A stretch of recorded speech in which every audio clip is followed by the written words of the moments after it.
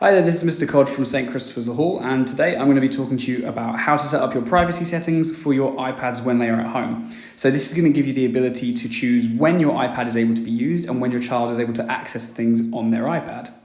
So to start off with, we need to find our settings. Now mine's down in the bottom right with the cogs, but if you can't find yours, you can swipe down on your home screen and then just type in settings.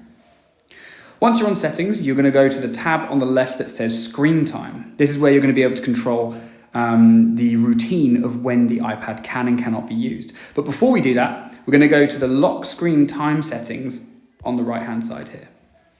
This is going to give you the chance to set up a passcode. So this is a passcode that gives you the ability to change settings.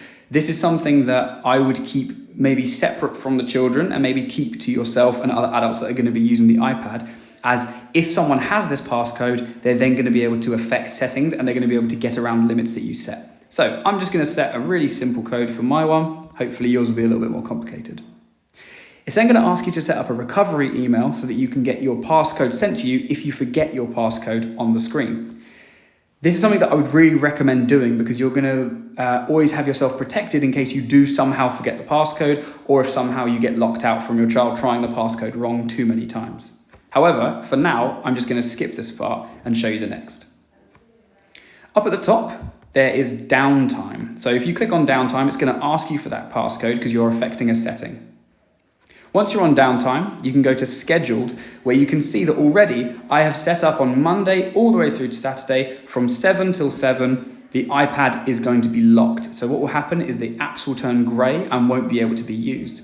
If your child does click on that app to be able to try and use it, it will come up that their time limit has been reached. And at the bottom, there will be an option for them to get 1 more minute of time. So it will only give them 1 more minute to finish off whatever they're doing. And then after that, it will lock them out indefinitely from that app until you have asked it to go back online.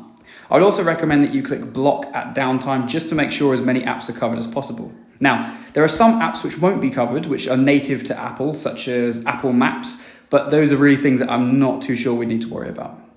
Other than that, this should give you full control over when you're going to be doing this. Just a couple of notes to say before we move on.